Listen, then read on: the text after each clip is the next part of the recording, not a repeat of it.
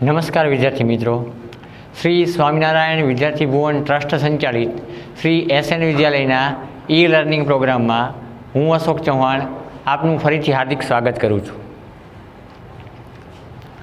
તો વિદ્યાર્થી મિત્રો, ગયા સેશનમાં આપણે સંધિમાં સ્વર સંધિનો અભ્યાસ પૂર્ણ કરેલો. અંતે આપણે અયાદી સંધિ અને વૃદ્ધિ સંધિ આ બંને સ્વર સંધિના પેટા પ્રકારોમાંની સંધિનો વિગતે અને ઉદાહરણ સહિત અભ્યાસ કરેલો. આજના આપણા આ સેશનમાં આજે આપણે સંધિના મુખ્ય 3 પ્રકારો એટલે કે સ્વર સંધિ, વ્યંજન સંધિ અને વિસર્ગ સંધિ, આ મુખ્ય 3 પ્રકારોમાંના બીજા પ્રકાર એટલે કે વ્યંજન સંધિ વિશે અભ્યાસ કરવાનો છે. તો વિદ્યાર્થી મિત્રો, સ્વર સંધિમાં આપણે એ જોઈ ગયા કે દરેકે દરેક શબ્દની સંધિ એટલે કે જે શબ્દને આપણે સંધિના નિયમાનુસાર છૂટો પાડીએ છીએ ત્યારે છૂટા પડતા બંને શબ્દો એ સ્વરના જોડાણથી સંધિ શબ્દ તરીકે જોડાય છે.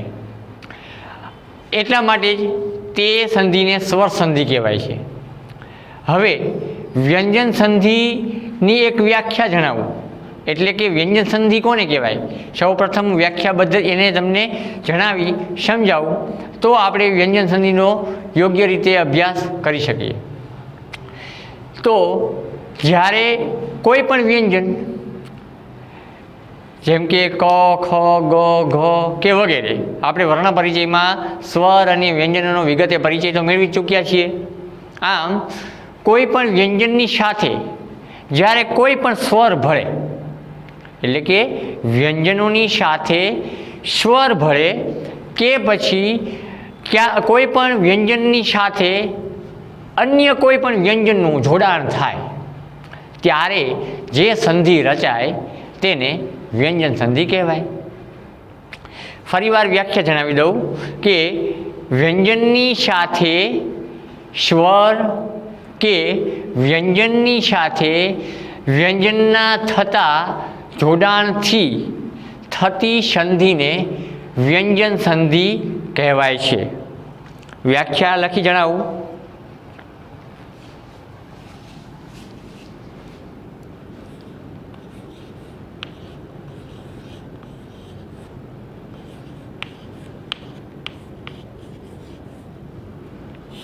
વ્યંજન સંધિ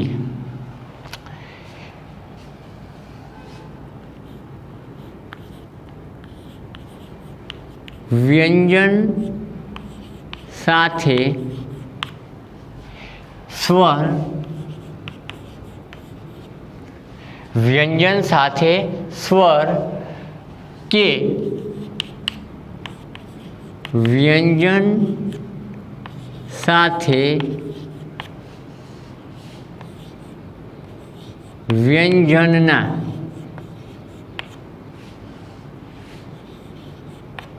જોડાણ દ્વારા થતી સંધિને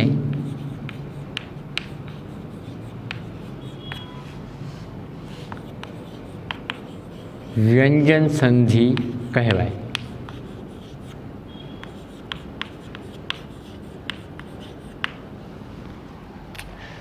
કોઈ પણ વ્યંજનની સાથે જ્યારે સ્વર ભળે કે કોઈ પણ વ્યંજનની સાથે વ્યંજન ભળે ત્યારે થતી સંધિને વ્યંજન સંધિ કહેવાય.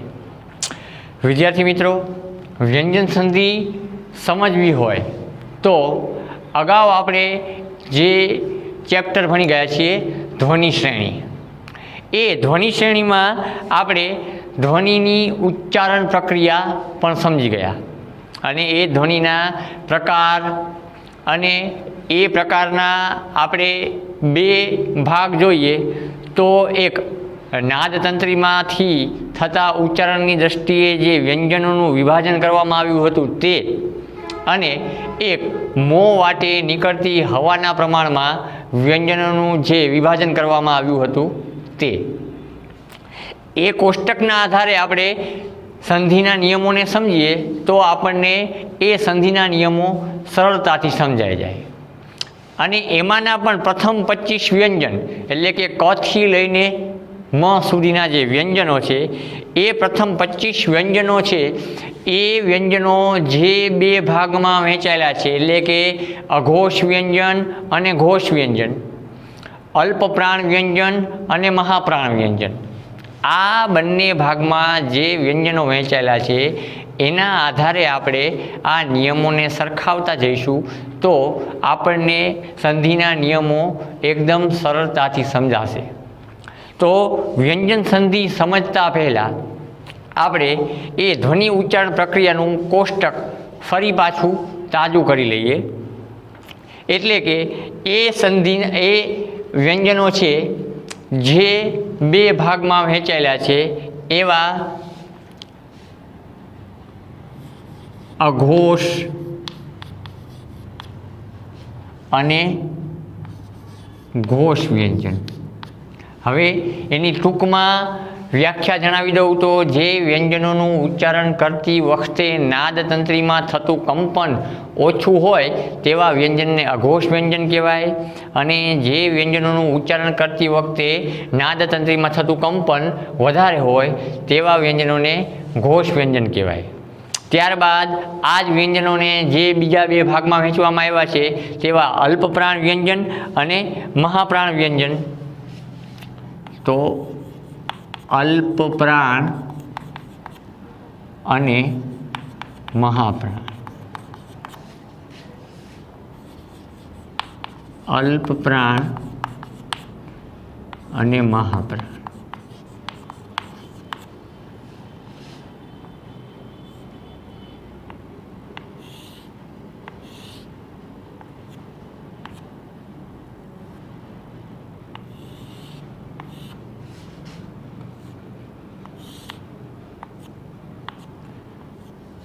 અઘોષ વ્યંજનો અલ્પપ્રાણ અને મહાપ્રાણ, ઘોષ વ્યંજનો અલ્પપ્રાણ અને મહાપ્રાણ. હવે આપણે એ કોષ્ટકને તાજું કરીએ તો અઘોષ વ્યંજનમાં અલ્પપ્રાણમાં આવશે ક અને મહાપ્રાણમાં આવશે ખ. ઘોષ વ્યંજનમાં અલ્પપ્રાણમાં આવશે ગ અને મહાપ્રાણમાં આવશે ઘ.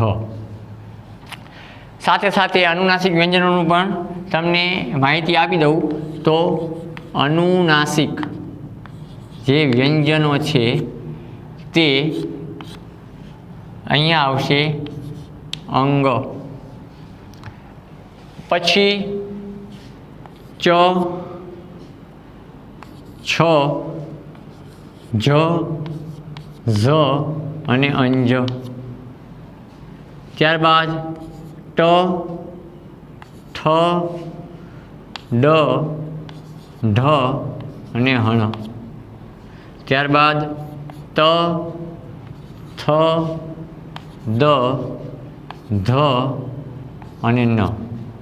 અને પ, ફ, બ, ભ અને મ.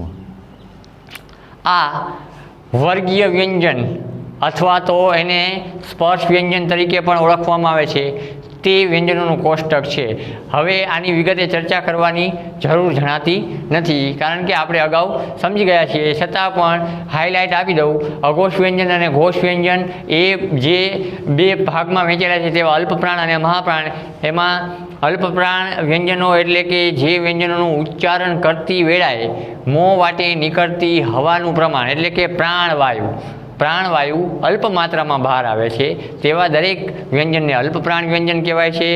અને જે વ્યંજનોનું ઉચ્ચારણ કરતી વખતે આપણા મોં વાટે નીકળતી હવા એટલે કે પ્રાણવાયુ વધારે એટલે કે મહામાત્રામાં બહાર આવે છે તેને મહાપ્રાણ વ્યંજન કહેવાય છે. એમ અનુક્રમે ક અલ્પપ્રાણ છે, ખ મહાપ્રાણ છે, ગ અલ્પપ્રાણ છે, ઘ મહાપ્રાણ છે. અને સાથે સાથે આમ સરખાવતા જઈએ તો ક છે અઘોષ છે અને ખ છે એ પણ અઘોષ છે, પણ ક અલ્પમાં આવે છે અને ખ મહામાં આવે છે. એવી જ રીતે ગ અને ઘ છે એ ગ અને ઘ બંને ઘોષ વ્યંજનોમાં આવે છે, પણ ગ વ્યંજન અલ્પપ્રાણ વ્યંજનમાં આવે છે અને ઘ વ્યંજન મહાપ્રાણ વ્યંજનમાં આવે છે.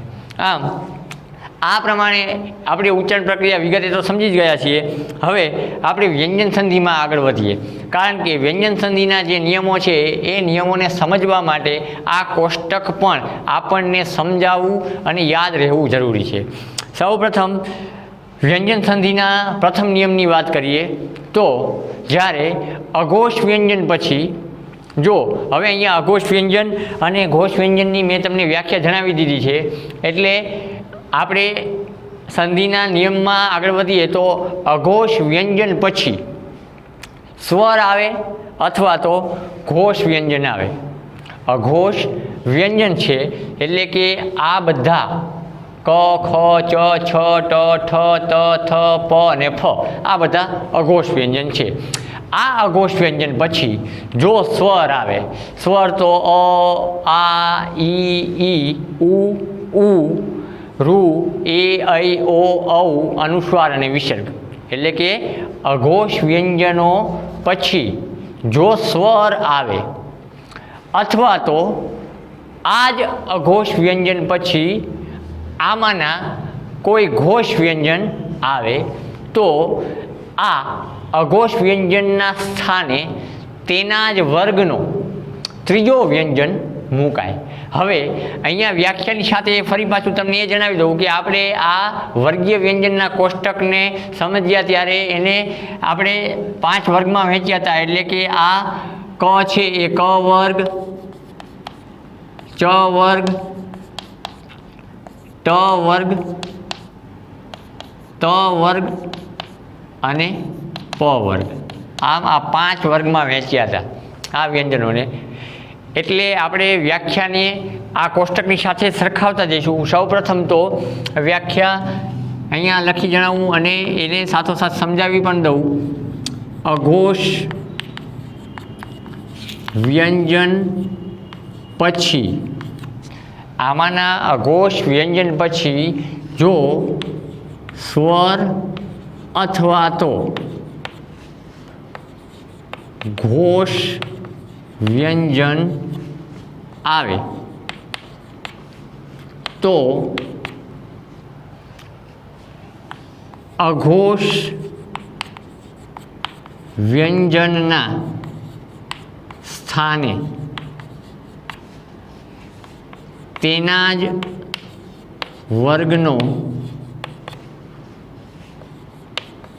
ત્રીજો વ્યંજન મૂકાય.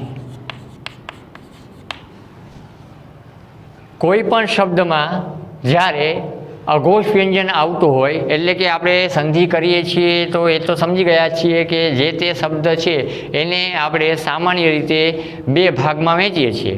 તો એ 2 ભાગમાં વહેંચાયેલો શબ્દ અને એ શબ્દના પ્રથમ ભાગનો અંતિમ અને બીજા ભાગનો પ્રથમ શબ્દ આ બંને જોડાય છે ત્યારે શબ્દની સંધિ રચાય છે. એટલે આપણે સંધિને જોડતી વખતે કે છોડતી વખતે એ જ ખાસ ધ્યાનમાં લેવાનું છે કે પ્રથમ શબ્દનો અંતિમ વર્ણ અને બીજા શબ્દનો પ્રથમ વર્ણ આ બંને જ્યારે જોડાય છે ત્યારે સંધિના નિયમો એને લાગુ પડે છે. આમ અઘોષ વ્યંજન પછી જો સ્વર આવતો હોય કે ઘોષ વ્યંજન આવતો હોય તો અઘોષ વ્યંજનના સ્થાને તેના જ વર્ગનો એટલે કે જાણે કે અઘોષ વ્યંજન આમાંનો કોઈ પણ આવ્યો છે તો આ અઘોષ વ્યંજન પછી કોઈ પણ સ્વર આવ્યો છે કે આમાંનો કોઈ પણ ઘોષ વ્યંજન આવ્યો છે તો આ અઘોષ વ્યંજનના સ્થાને એના વર્ગનો, જેમ કે પહેલાં ક આવ્યો છે તો ક વર્ગનો ત્રીજો કયો આવે તો ગ આવે, ચ વર્ગનો ત્રીજો વ્યંજન કયો આવે તો જ આવે, ટ વર્ગનો ત્રીજો વ્યંજન કયો આવે તો ડ આવે, ત વર્ગનો ત્રીજો વ્યંજન તો દ આવે અને પ વર્ગનો ત્રીજો વ્યંજન તો બ આવે. આમ મૂકવામાં આવે. હવે એના ઉદાહરણો જોતા જઈએ એટલે તમને સુસ્પષ્ટ થશે આ નિયમ. જેમ કે પ્રથમ ઉદાહરણ જોઈએ તો ચિત આનંદ. હવે આ ઉદાહરણ મેં તમારી સમક્ષ રજૂ કરેલું છે એને આપણે વ્યાખ્યાની સાથે સરખાવીએ. તો સૌપ્રથમ આ બે ભાગમાં વહેંચાયેલો શબ્દ છે ચિત્ત અને આનંદ. શબ્દને સંયુક્ત રીતે ઉચ્ચારીશું તો એમાં ઉચ્ચારણનો વર્ણ છે એ આપોઆપ જ બદલાઈ જશે અને એ સંધિના નિયમની સાથે બંધ બેસી જ જશે. આમ અગાઉ જણાવ્યું જ્યારે મેં સંધિ શરૂ કરી ત્યારે કે સંધિ છે બોલવાનો વિષય છે, કે જેમ આપણે જોડણીને ઓળખી જઈએ છીએ જોઈને જ, એના પણ નિયમો છે, છતાં પણ જોડણી જેમ આંખનો વિષય છે તેમ સંધિ બોલીનો વિષય છે. આ શબ્દને આપણે બોલીશું ત્યાં જ આપણને એમાં જે વર્ણનો ભેદ છે એ થાય છે, એ પરખાઈ જશે. પણ આપણે એને નિયમની સાથે સરખાવતા જઈએ. ચિત્ત આનંદ શબ્દ છે એને સૌપ્રથમ તો વ્યાખ્યાની સાથે સરખાવીએ તો અઘોષ વ્યંજન પછી. તો હવે પહેલાં તો આ બે ભાગમાં વહેંચાયેલો શબ્દ છે એમાં પ્રથમ શબ્દ છે એનો છેલ્લો વર્ણ છે ત. તો ત વર્ણ પહેલાં તો અઘોષ વ્યંજન છે કે નહીં એ તપાસીએ તો ત વર્ણ છે એ અઘોષ વ્યંજન છે. ત્યારબાદ અઘોષ વ્યંજન પછી સ્વર આવતો હોય તો હવે અહીંયા આપણે એ તો જોયું કે ત વર્ણ પછી બીજા શબ્દની શરૂઆતનો જે વર્ણ છે એ આ છે, એટલે કે સ્વર છે. તો અઘોષ વ્યંજન પછી જો સ્વર આવે, અત્યારે આપણે આને થોડી વાર ભૂલી જઈએ.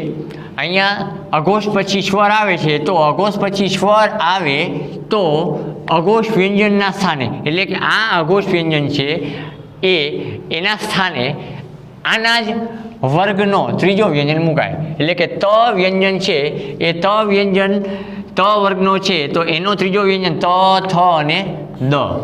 તો તની જગ્યાએ દ મુકાય. તો શબ્દની સંધિ જ્યારે આપણે કરીશું એટલે કે આને જોડીશું ત્યારે આ શબ્દ ચિદાનંદ થશે. એટલે કે અહીંયા અઘોષ વ્યંજન ત છે એ તમાં સ્વર ભળે છે, માટે આ અઘોષ વ્યંજનના વર્ગનો ત્રીજો એટલે કે ત, થ અને દ, ત્રીજો વ્યંજન તનો દ થાય છે. એટલે અહીંયા શબ્દની સંધિ ચિદાનંદ થાય છે. ત્યારબાદ બીજો શબ્દ જોઈએ તો સત આચાર. તો અહીંયા શબ્દ પણ એ જ છે, શબ્દ જુદો છે પણ એ શબ્દને જ્યારે આપણે વિભાજિત કરીએ છીએ ત્યારે એમાં આવતા વર્ણો છે એ બે સમાન છે. અહીંયા પણ ત આવે છે અને અહીંયા પણ આ આવે છે. માટે આ શબ્દમાં ત પછી આવતો સ્વર છે એ ત પછી આવતો સ્વર હોવાથી તનો ત્રીજો વ્યંજન ત વર્ગનો ત્રીજો વ્યંજન દ છે એટલે દ થશે અને પાછળનો સ્વર છે એ દમાં ભરી જશે એટલે શબ્દની સંધિ થશે સદાચાર. ત્યારબાદ ત્રીજા શબ્દને જોઈએ તો જગત અને ઈશ. નિયમની સાથે પણ તાળો મેળવતા જઈએ અને આપણે ઉચ્ચારણની સાથે પણ એને સમજતા જઈએ. સાવ સ્પષ્ટ થશે. અહીંયા ત વર્ણ છે એ અઘોષ છે અને અહીંયા આ સિવાયનો એટલે કે અન્ય જ સ્વર છે પણ છે સ્વર, માટે આ સ્વર આવે છે એ આમાં ભળી જાય. તમાં તનો દ થતા અને આ દની સાથે ઈ ભળતા આ શબ્દની સંધિ જગદીશ થાય. ફરીવાર વ્યાખ્યા સાથે અઘોષ વ્યંજન છે આ ત, અઘોષ વ્યંજન છે અને ત પછી સ્વર આવે છે. અહીંયા આપેલા 3 ઉદાહરણ છે એમાં સ્વર જ છે, માટે તનો ત્રીજો વ્યંજન ત વર્ગનો ત્રીજો વ્યંજન દ છે, માટે દરેક જગ્યાએ શબ્દની સંધિ જ્યારે થાય છે ત્યારે તની જગ્યાએ દ મુકાય છે. હવે ત્યારબાદ ફરી પાછું અન્ય ઉદાહરણ ત ઉપરાંત. અહીંયા શક્ય છે તેટલા અલગ અલગ શબ્દોથી જે શબ્દની સંધિ થાય છે તેવા ઉદાહરણો મેં મૂક્યા છે. અહીંયા પણ અઘોષ વર્ણ તરીકે આવતો ત અને ત્યારબાદ આવતો સ્વર ઉ છે, માટે તનો દ થશે અને એ દમાં ઉ વર્ણ ભળી જશે એટલે શબ્દની સંધિ થશે તદુપરાંત. હવે આપણે અઘોષ વર્ણ છે એની સાથે સ્વર ભળતા જે સંધિ શબ્દ બન્યા તેના ઉદાહરણો જોયા. હવે આપણે એવા ઉદાહરણો જોઈએ કે અઘોષ વર્ણ છે એ અઘોષ વર્ણ પછી આપણે સંધિની વ્યાખ્યા સાથે એને સરખાવીએ તો ઘોષ વર્ણ પણ આવવા જ હોય. અથવા તો અઘોષ વ્યંજન પછી ઘોષ વ્યંજન આવે ત્યારે પણ એના જ વર્ગનો ત્રીજો વ્યંજન મુકાય. તેના પણ અમુક ઉદાહરણો જોઈએ. જેમ કે અહીંયા આપણે એક શબ્દ લઈએ, દિગ્ગજ. તો હવે આ શબ્દની સંધિ અહીંયા છૂટી પાડેલી જ છે, પણ આપણે એને નિયમની સાથે સરખાવવાની છે. તો હવે ક વર્ણને જોઈએ તો ક વર્ણ અઘોષ હોવો જોઈએ પહેલાં. તો આપણે એને કોષ્ટકમાં જોઈશું તો અઘોષ વ્યંજનમાં ક વર્ગના પ્રથમ વ્યંજન તરીકે ક છે જ, એટલે કે ક વર્ણ છે એ અઘોષ છે. ત્યારબાદ એની સાથે જોડાતો ગ વર્ણ છે એ ઘોષ હોવો જોઈએ, કારણ કે સંધિની વ્યાખ્યા છે આપણને એવું કહે છે કે અઘોષ પછી યા તો સ્વર આવે અને અઘોષ પછી યા તો ઘોષ આવે. તો અહીંયા ક છે અઘોષ છે, હવે ગ ઘોષ હોવો જોઈએ. તો ગ વર્ણને આપણે જોઈએ તો ગ વર્ણ છે એ ઘોષ વ્યંજન છે, એટલે કે સંધિની વ્યાખ્યા પ્રમાણે આ શબ્દ છે એનો તાળો મળે છે. તો હવે આપણે આ ક વર્ણ અઘોષ છે એટલે અઘોષ વ્યંજન જે વર્ગનો છે એના વર્ગનો ત્રીજો વ્યંજન મૂકવાનો. તો ક વર્ગનો ત્રીજો વ્યંજન કયો આવે છે? ક વર્ગ છે એનો ત્રીજો વ્યંજન ક, ખ અને ગ. તો હવે કની જગ્યાએ ગ મુકાશે અને શબ્દની જોડણી દિગ્ગજ થશે. સમજાયું મિત્રો? આમ અઘોષ વ્યંજન પછી અહીંયા ઘોષ વ્યંજન છે એના નિયમને પણ આપણે જોયો. અન્ય ઉદાહરણ જોઈએ આપણે તો સતગુણ.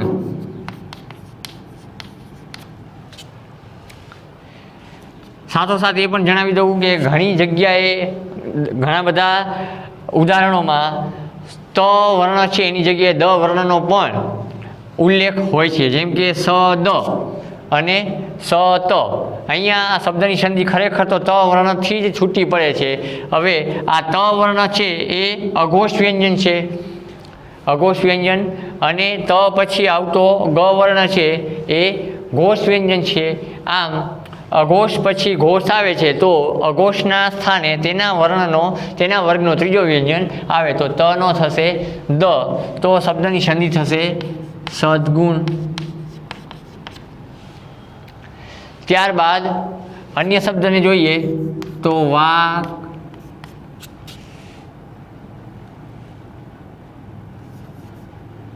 બાણ. હવે અહીંયા ક વર્ણ છે એ કોષ્ટકમાં સરખાવીશું તો અઘોષ છે જ, અને બ વર્ણ છે એને આપણે કોષ્ટકમાં સરખાવીશું તો એ ઘોષ છે, એટલે કે અઘોષ વ્યંજન ક અને ઘોષ વ્યંજન બ. તો અઘોષ વ્યંજન છે કના વર્ગનો ત્રીજો વ્યંજન ગ, એટલે આ શબ્દની સંધિ થશે વાગબાન. એવો જ બીજો શબ્દ જોઈએ તો વાકદાન. અહીંયા ક છે અઘોષ છે અને દ છે એ ઘોષ વ્યંજન છે, માટે કના સ્થાને તેના વર્ગનો ત્રીજો વ્યંજન આવે તો શબ્દ બને વાગદાન. વાગદાન વાણીનું દાન અને વાગબાણ તો વાણીરૂપી બાણ. હવે અન્ય એક ઉદાહરણ જોઈએ, ત્યારબાદ આગળ વધીએ તો સત ભાગ્ય. શબ્દને કોષ્ટકમાં જોઈએ તો ત વર્ણ છે અઘોષ છે જ, એનો આપણને ખ્યાલ છે જ, અને ત્યારબાદ ભ વર્ણ છે એ ઘોષ વ્યંજન છે, એટલે ત વર્ણનો ત્રીજો વ્યંજન દ આવશે તો શબ્દનું સંધિ જોડાણ સદભાગ્ય થશે. આમ વિદ્યાર્થી મિત્રો, આપણે સંધિના નિયમની સાથે આ કોષ્ટકને પણ સમજવું જરૂરી છે. જો આ કોષ્ટક તમને યોગ્ય રીતે સમજાઈ જશે તો આ કોષ્ટકની સાથે તમે જે તે વર્ણ અને સંધિના જે નિયમ છે એ વર્ણોને સરખાવતા જશો તો તમને એ શબ્દની સંધિનું જોડાણ અથવા તો શબ્દને જ્યારે વિભાજિત કરો છો ત્યારે એના નિયમોનો તાળો અવશ્ય મળતો જશે. હવે આપણે આગળ વધીએ તો આ પ્રથમ નિયમ બાદ હવે બીજા નિયમને જોઈએ.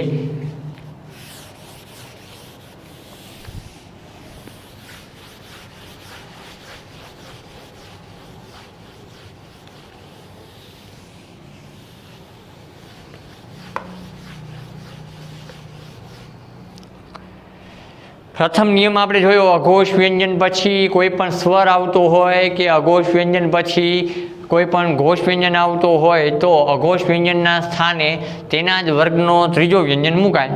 હવે આપણે વ્યંજન સંધિના બીજા નિયમ તરફ આગળ વધીએ તો બીજો નિયમ એવું જણાવે છે કે કોઈ પણ ઘોષ વ્યંજન હોય, જો આપણે પહેલી વ્યાખ્યા પહેલા નિયમમાં જોયું તો અઘોષ વ્યંજન હતો, એના પછી સ્વર અથવા તો ઘોષ આવે. હવે આ બીજા નિયમમાં આપણે જોઈએ તો ઘોષ વ્યંજન હોય, એ ઘોષ વ્યંજન પછી જો અઘોષ વ્યંજન આવે તો ઘોષ વ્યંજનના સ્થાને તેના જ વર્ગનો પહેલો વ્યંજન મુકાય. નિયમ નંબર 2, ઘોષ વ્યંજન પછી જો અઘોષ વ્યંજન આવે ત્યારે ઘોષ વ્યંજનના સ્થાને તેના જ વર્ગનો પ્રથમ વ્યંજન મુકાય.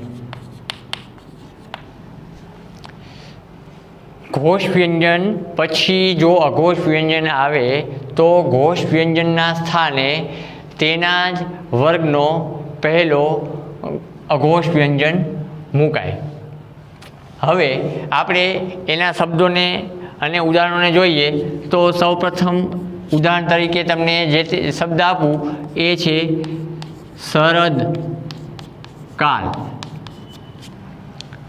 શબ્દને વ્યાખ્યાની સાથે સરખાવીએ તો ઘોષ વ્યંજન પછી એટલે કે દ વર્ણ છે એ આપણે કોષ્ટકમાં જોઈશું તો દ વર્ણ ત વર્ગના વ્યંજનોમાંનો વ્યંજન છે, એટલે કે દ વર્ણ છે એ ઘોષ વ્યંજન છે. ઘોષ વ્યંજન પછી અઘોષ વ્યંજન આવે એટલે કે અઘોષ વ્યંજનમાં આપણે જોઈએ ક છે એનો સમાવેશ અઘોષ વ્યંજનમાં થાય છે. તો ઘોષ પછી અઘોષ વ્યંજન આવે ત્યારે ઘોષ વ્યંજનના સ્થાને એટલે કે જે ઘોષ વ્યંજન છે એ ઘોષ વ્યંજનના સ્થાને તેના જ વર્ગનો પ્રથમ વ્યંજન મુકાય. તો તનો થશે દ, એટલે કે આ શબ્દની સંધિ શરદ કાલ બનશે. સંધિની વ્યાખ્યા સાથે આપણે ફરી પાછા એને સરખાવીએ તો ઘોષ વ્યંજન એટલે કે દ કોષ્ટકમાં તમે જોઈ શકો છો, અને અઘોષ વ્યંજન તો ક એને પણ તમે કોષ્ટકમાં સરખાવી શકો છો. તો ઘોષ વ્યંજન પછી અઘોષ વ્યંજન આવે ત્યારે ઘોષ વ્યંજનના સ્થાને તેના જ વર્ગનો, તો દ છે એ દ કયા વર્ગનો વ્યંજન છે? ત વર્ગનો વ્યંજન છે. તો એ ઘોષ વ્યંજનના સ્થાને તેના જ વર્ગનો પ્રથમ વ્યંજન, તો ત વર્ગનો પ્રથમ વ્યંજન ત જ છે.